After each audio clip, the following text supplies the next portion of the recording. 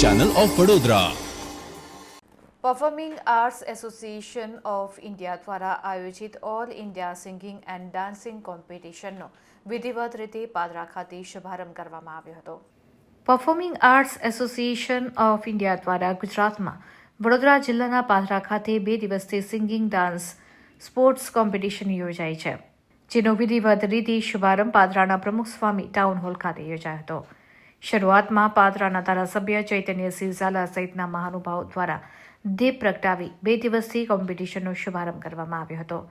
આ કાર્યક્રમમાં India sport council of ઇન્ડિયાના બ્રાન્ડ એમ્બેસેડર અને જાણીતા કલાકાર એવા કમલેશ પટેલના રાહબરી હેઠળ કાર્યક્રમ 2 દિવસ યોજાશે।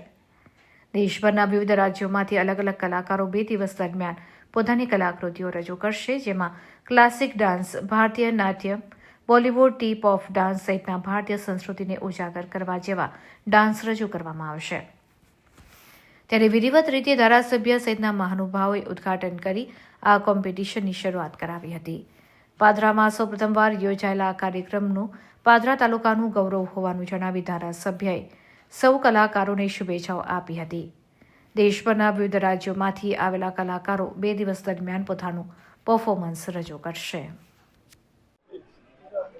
હું છું કમલેશ પટેલ, પાદરા ગામનો વતની, અને આજે અમારા ગુજરાતના પાદરા ટાઉનમાં એક બહુ મોટો ઇતિહાસ બનવા જઈ રહ્યો છે। પૂરા ભારતના અલગ અલગ રાજ્યોમાંથી, છત્તીસગઢ, કલકત્તા, મહારાષ્ટ્ર, ગોવા જેવા ઘણા રાજ્યોમાંથી પોતાના રાજ્યને રિપ્રેઝન્ટ કરવા ગુજરાતમાં આવી રહ્યા છે। એ બી અમારા પાદરા શહેરમાં, આપણા પાદરા માટે બહુ મોટીની વસ્તુ છે।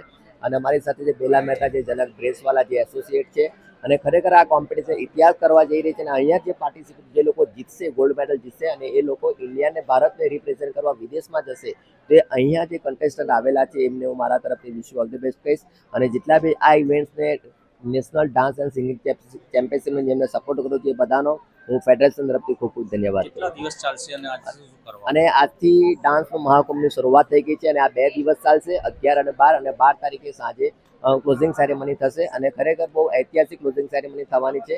મારી બધાને રિક્વેસ્ટ છે કે આવા બધા આપણે કલાકારો, ડાન્સરોને આપણે મોટિવેટ કરવા જોઈએ।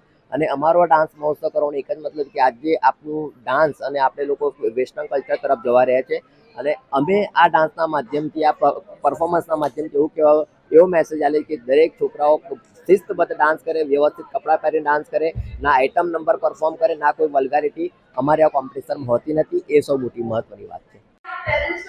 ડાન્સ ઇન્ડિયા ડાન્સના સ્ટાર અને પાદરાના વતની શ્રી કમલેશભાઈ પટેલ દ્વારા પાદરા ખાતે નેશનલ સિંગિંગ એન્ડ ડાન્સ કોમ્પિટિશનનું આયોજન કરવામાં આવેલું છે।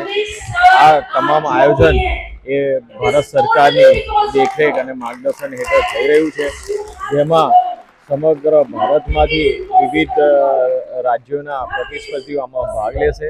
અને પાદરા ખાતે યોજાનાર 2 દિવસીય ડાન્સ કોમ્પિટિશનમાં જે પ્રતિસ્પર્ધીઓ વિજેતા થશે તેઓ આંતરરાષ્ટ્રીય ક્ષેત્રે ડાન્સ કોમ્પિટિશનમાં ભાગ લેશે।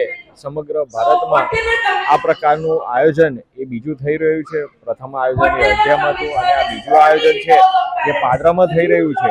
એ પાદરા માટે ખૂબ જ ગૌરવની વાત છે કે નેશનલ લેવલનું કોમ્પિટિશન એ પાદરામાં થઈ રહ્યું છે। આ સ્પર્ધામાં ભાગ લેતા તમામ પ્રતિસ્પર્ધીઓને ખૂબ શુભેચ્છાઓ પાઠવું છું, અને તેઓ પાદરાનું, ગુજરાતનું અને સમગ્ર ભારતનું નામ એ વિશ્વમાં રોશન કરે તેવી શુભકામનાઓ પાઠવું છું।